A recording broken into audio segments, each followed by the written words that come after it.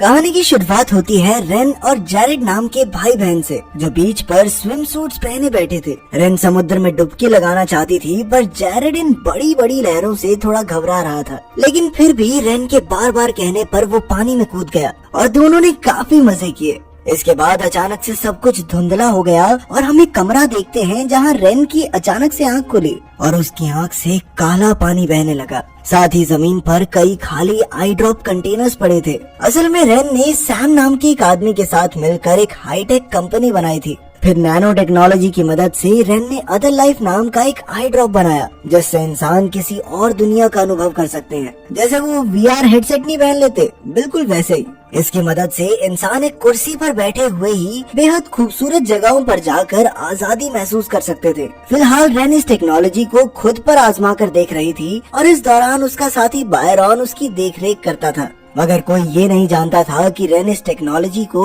अपने भाई जैरेड पर भी इस्तेमाल कर रही थी। असल में उस दिन समुद्र में तैरते हुए अचानक जैरेड डूब गया था। रेन ने उसे बचा तो लिया, मगर उसके दिमाग पर काफी गहरा असर हुआ और तभी से वो कोमा में था। उस दिन से रेन खुद को ही अपने भाई की इस हालत का जिम्मेदार समझती थी। खैर, बाद में रेन इस टेक्नोलॉजी के जरिए बर्फ में स्नोबोर्डिंग कर रही थी और जैसे ही वो पहाड़ी से नीचे आई तो अचानक प्रोग्राम में कोई गड़बड़ आ गई और वही चीजें फिर से रिपीट होने लगी। जब रेन की आंख खुली तो उसे पता चला कि वो अदर लाइफ की दुनिया में पिछले 6 दिन से थी। प्रोग्राम में गड़बड़ी हो रही थी, ये बात रेन समझ गई थी, पर वो अब भी इस गड़बड़ को ठीक करके इस टेक्नोलॉजी को पूरी दुनिया में फैलाना चाहती थी। वहीं दूसरी ओर उसका साथी सैम पहले ही इन्वेस्टर्स को अदर लाइफ का सैंपल दिखाकर कह चुका था कि इसके जरिए इंसान कई दिनों तक अपनी मनचाही चीजों का अनुभव कर सकते हैं। इसके बाद रेन और सैम के बीच कंपनी के भविष्य को लेकर थोड़ी बहस हो गई। रेन की जिंदगी में पहले ही काफी परेशानियां चल रही थी और साथ ही वो अपने बॉयफ्रेंड और कलीग डैनी को बिल्कुल भी टाइम नहीं दे पा रही थी।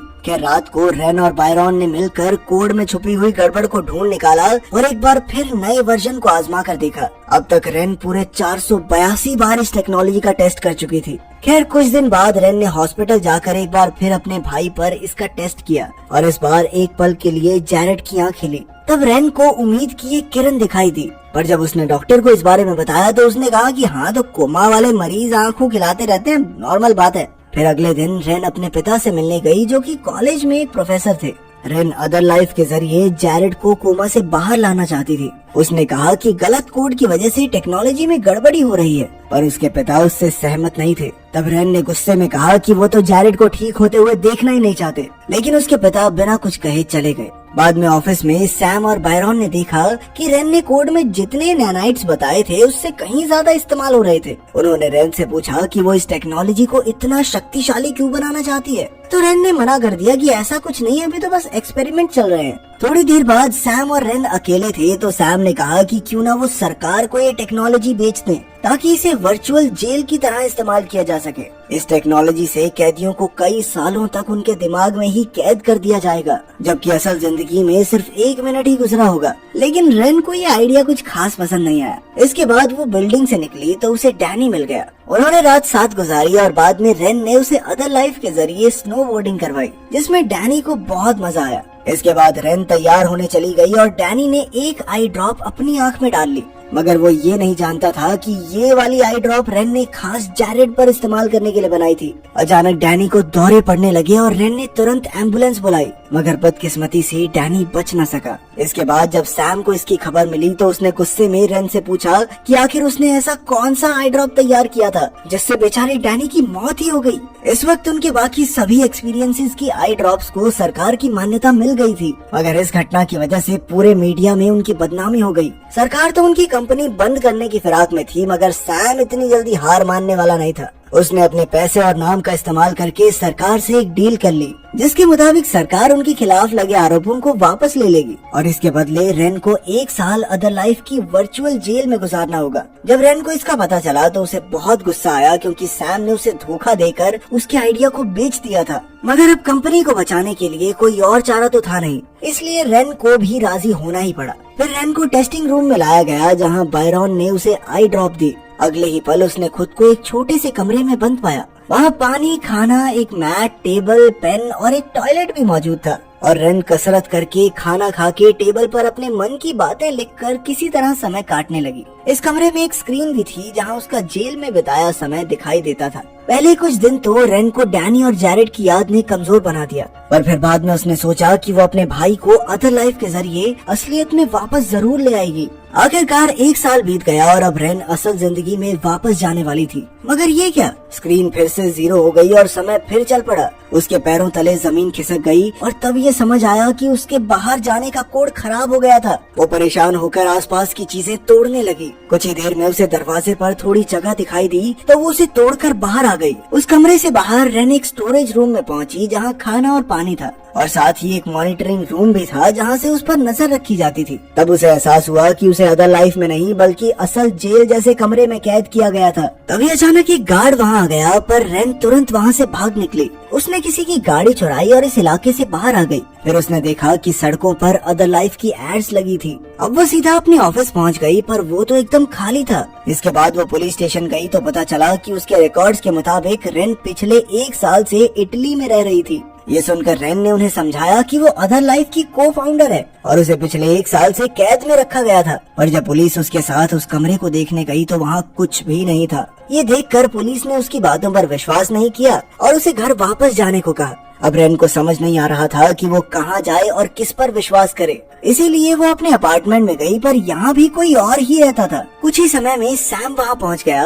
और उसने कहा कि वो रेन को एक सुरक्षित जगह पर ले जाएगा, पर रेन को उस पर बिल्कुल भी विश्वास नहीं था, इसलिए वो यहाँ से भाग निकली। फिर वो अपनी दोस्त कैस के घर पहुंची, जिसने उसे अपने घर में रखा और खाना भी दिया। बाद में कैस ने उसे बताया कि सबको ऐसा लग रहा था कि रेन कंपनी से अपना हिस्सा लेकर इटली में रहने लगी है, पर असल में ये अफवाह सैम ने ही फैलाई थी ताकि किसी को रेन के गायब होने पर शक ही ना हो। अब रेन को कुछ समझ नहीं आ रहा था कि वो क्या करे। तब कैस ने उसे एक खुशखबरी दी कि डैनी अब भी जिंदा है। दरअसल वो मरा नहीं था, कोमा में गया था। रेन के जेल जाने के 1 हफ्ते बाद डॉक्टर्स उसे कोमा से बाहर लाने में कामयाब हो गए थे। आखिरकार रेन डैनी से मिलने गई और दोनों की आंखें भर आई। अब उन्होंने हमेशा एक साथ रहने का वादा किया और ये भी कि वो रेन के पीछे से आई ड्रॉप्स का इस्तेमाल नहीं करेगा। इसके बाद वो तीनों एक रेस्टोरेंट में गए। कैस और डैनी ने पिछले 1 साल में जो भी सारी चीजें हुई हैं रेन को बताई। रेन के जाने के बाद से ही सैम ने अदर लाइफ आम लोगों को बेचना शुरू कर दिया और अब ये लोगों को कैद करने के काम भी आ रही है।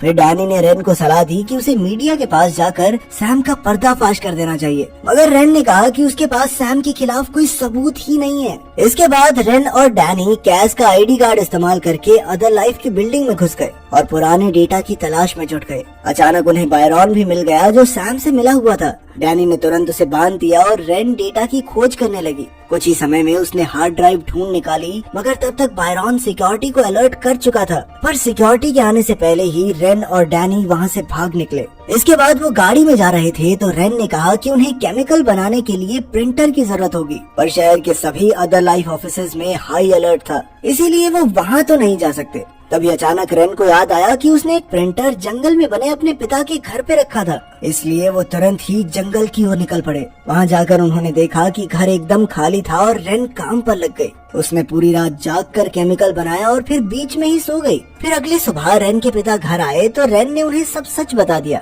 इस बार उन्होंने भी रेन की मदद करने का फैसला किया। अब रेन दोगुने जोश के साथ काम पर जुट गई और थोड़े ही समय में उसने अदर लाइफ का एडवांस प्रोटोटाइप बना लिया। अब वो बिना समय गवाए हॉस्पिटल पहुंची और ये ड्रग अपने भाई को दिया। तभी मानो चमत्कार हो गया और जैरेड जाग उठा, जिससे रेन बेहद खुश हुई। पर तभी अचानक जैरेड को दौरे पड़ने लगे और जब मामला काफी बिगड़ गया तो रेन ने खुद ही प्लग निकाल कर जैरेड को एक आसान मौत दे दी। तभी अचानक रेन को जोरदार चक्कर आने लगे और उसने सुना कि बायरॉन उसे चिल्ला चिल्ला कर उठा रहा है। तब ये खुलासा होता है कि असल में रेन कभी जेल से भागी ही नहीं, बल्कि वो तो अदर लाइफ टेक्नोलॉजी का एक ग्लिच था। इसका मतलब ये था कि जो भी उसने जेल से भागकर किया वो अदर लाइफ की दुनिया में ही हुआ। अब रेन बीच पर अकेली थी और वो धीरे धीरे पानी में समा गई। फिर पानी के अजीबोगरीब पैटर्न्स बने और अचानक रेन की आंख खुल गई। वो अब भी टेस्टिंग रूम में ही थी और फिर वो सीधा सैम के कमरे में गई। उसने कंपनी संभालने का जिम्मा सैम को दिया और खुद अपनी टेक्नोलॉजी का पेटेंट रख लिया। इसके बाद वो डैनी के अंतिम संस्कार पर गई और बाद में सैम ने उसे वापस टेस्टिंग रूम में बुलाया। सैम और बायरॉन ने उसे दिखाया कि जब वो अदर लाइफ जेल में थी तो उसके दिमाग के